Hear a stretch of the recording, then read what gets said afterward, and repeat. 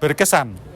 Yang momen berkesan itu selama jadi coaster itu kesan saya itu ya saya tuh jadi coaster tuh senang.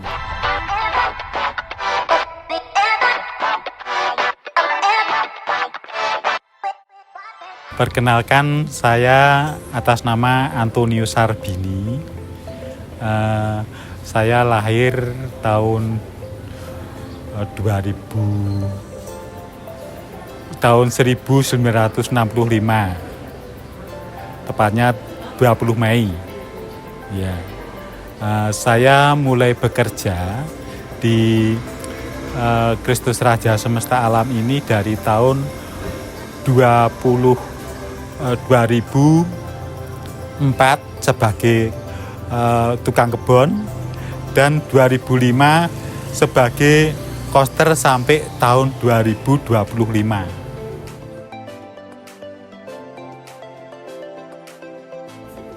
Wah, kalau romonya itu memang banyak. Waktu itu saya sebagai coaster di situ ada pertama kali Romo Sadana, terus ada Romo Anggras, Romo Andre, Romo Romo Walidi, terus Romo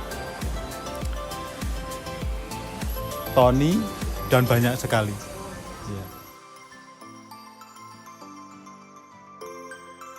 Ya, saya sebetulnya itu saya nggak nyangka mau jadi coaster itu, saya nggak nyangka. Soalnya waktu itu tuh saya kan sebagai tukang kebun. Nah, tukang kebun di situ coasternya tuh namanya Pak Sarwono. Nah, kan Pak Sarwono kan waktu itu udah bilang dengan saya bahwa kalau coaster tuh kan selamanya nggak ada batasan umur. Kalau sekarang kan ada batasan umur sampai 58 tahun pensiun.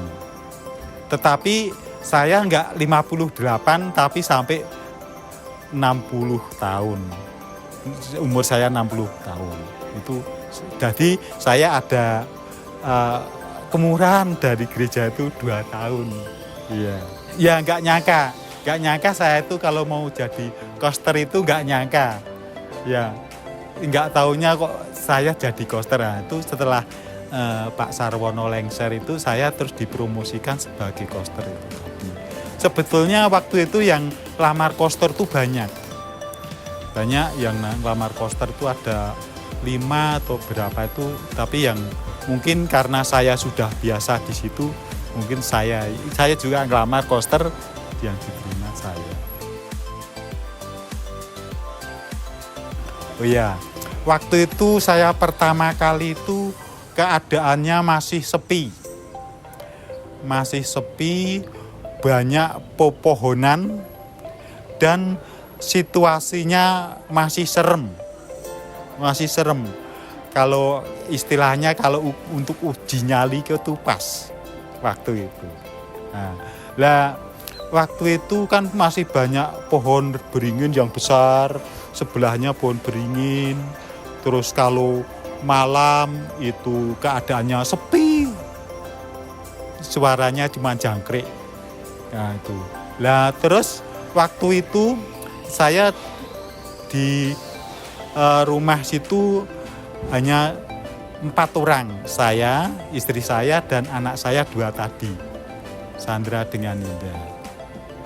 Nah setelah berjalannya waktu, saya di situ lama-kelamaan ada perubahan mau ada gereja mau dibangun waktu itu. Nah, setelah gereja mau dibangun kan berhubung situ gereja lama itu kan dibongkar, saya ngungsi atau dikembalikan di rumah saya di Gendongan. Terus sementara gerejanya di gedung pastoral ini, Mbak. Di gedung pastoral. Lah terus setelah itu selesai di gedung pastoral, baru ini dibangun bangun selesai baru pindah di gedung baru. Oh, perbedaannya lama banyak sekali, Mbak. Kalau perbedaannya itu kalau misa pagi waktu dulu itu misa pagi hanya bisa dihitung berapa orang. Sekarang setelah ada gereja baru itu umatnya udah tambah banyak. Yang kedua, waktu dulu waktu masih gereja lama itu banyak tenaga yang tenaga saya untuk nyapu, untuk apa itu kan masih banyak pepohonan waktu yang gereja dulu. Ya, jadi di situ masih serem. Nah, sekarang setelah gerejanya udah jadi, ini perkembangannya pesat. Perkembangannya pesat, banyak kegiatan. Ada selain banyak kegiatan juga umat bertambah banyak. Terus yang dulunya kalau dulu kalau Paskah Natal itu pasti mendirikan tenda-tenda, sekarang sudah enggak begitu. Ya dirikan tenda tapi hanya skup kecil aja.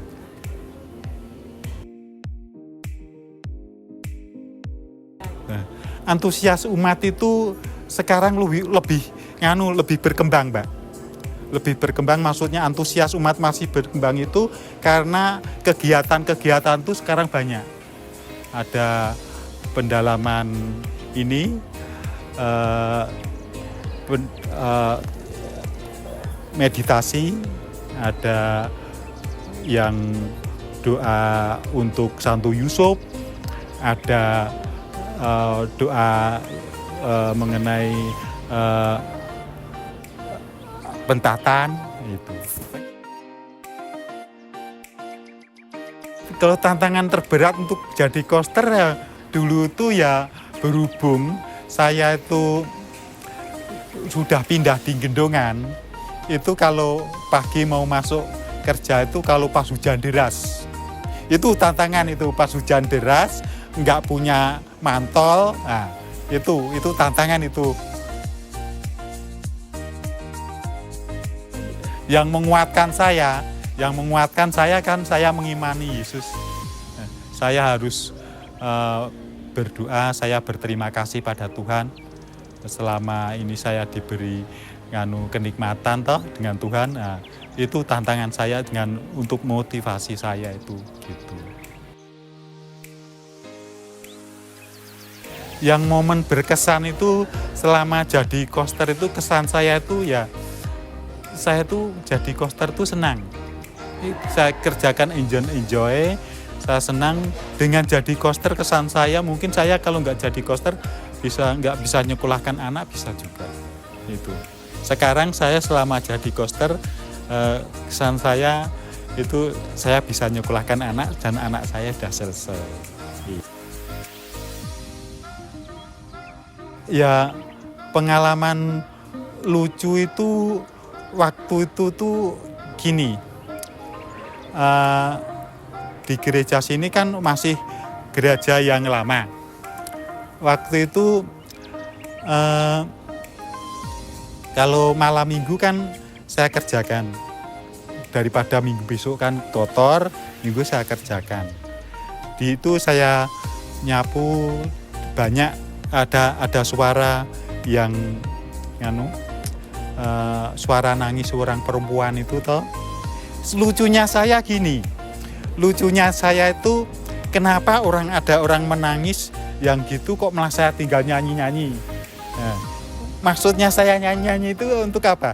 Untuk menghilangkan supaya saya itu nggak takut gitu, nggak takut. Nah, setelah saya pulang langsung ke rumah, saya tanya dengan anak saya, "Kowe dengar suara, Nduk? Suara orang perempuan nangis toh, Pak?" "Iya, oh ya podo." Setelah itu saya berdoa, mengapa ada orang nangis-nangis kok malah saya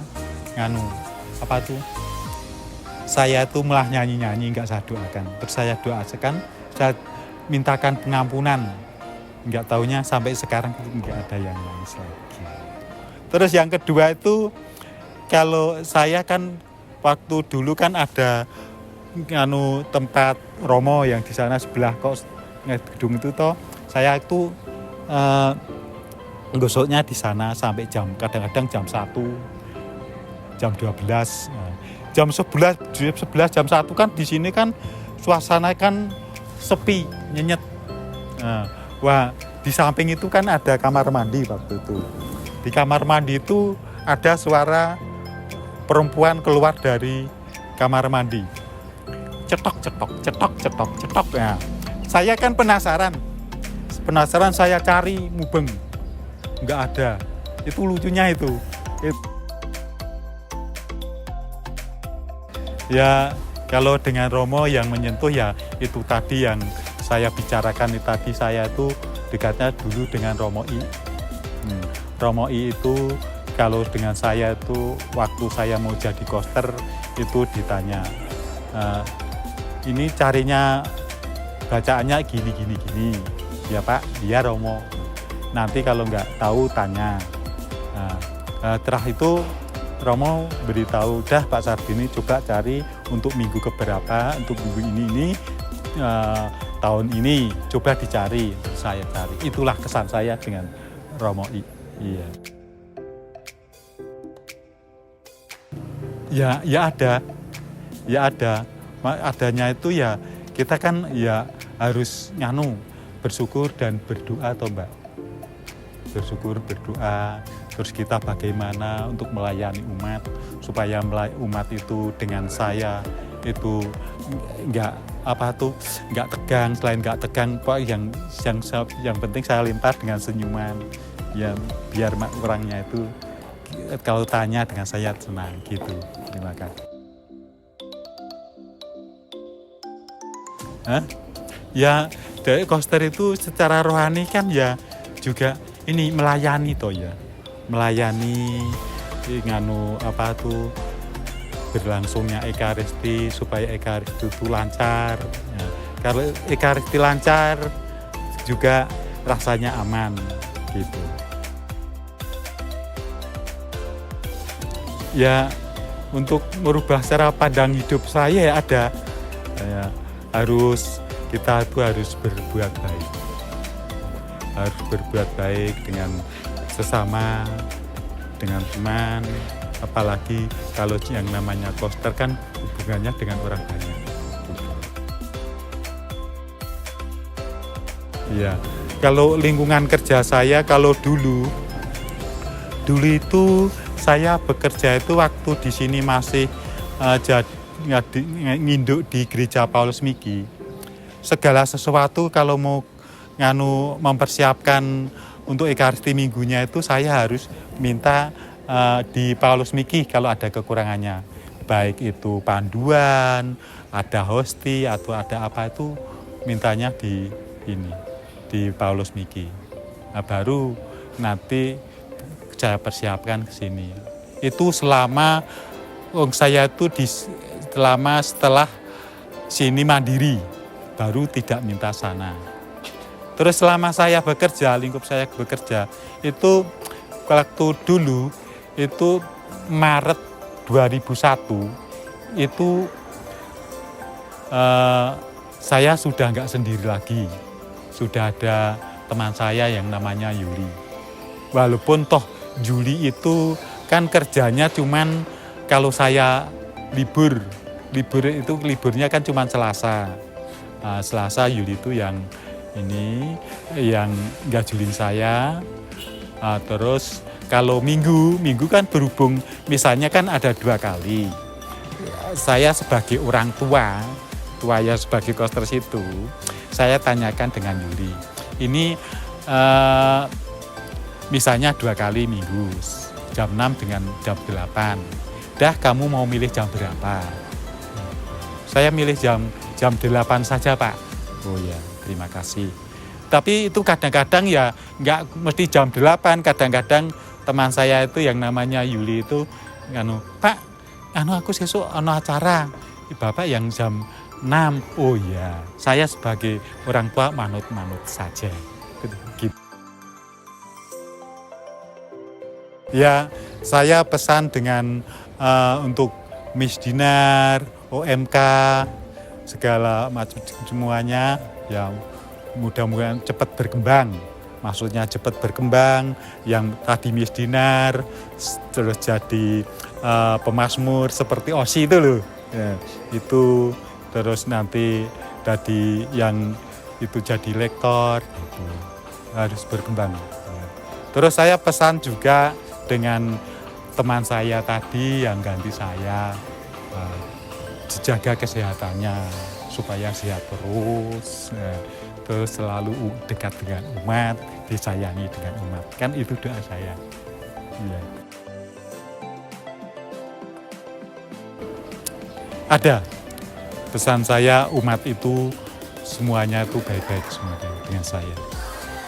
Baik-baik dengan saya, terus kalau ada apa-apa mesti tanya dengan saya. Itulah pesan-pesan saya. Ya untuk pengganti saya ya, itu setelah itu udah saya siapkan matang-matang sebetulnya. Sebelumnya itu secara menyiapkan misa, begitu datang harus yang dijujuk ini, sound ini harus siapkan, dan itu pun sudah saya lihat itu yang namanya Agus itu udah bagus. Udah. Saya ucapkan cuma satu, terima kasih. Terima kasih sudah menerima saya selama 20 tahun, dan saya minta maaf kalau ada kesalahan-kesalahan saya, baik tutur kata saya, penerimaan saya dengan umat, dengan pelayanan saya, kadang-kadang saya terlambat, ya gitu. Terima kasih.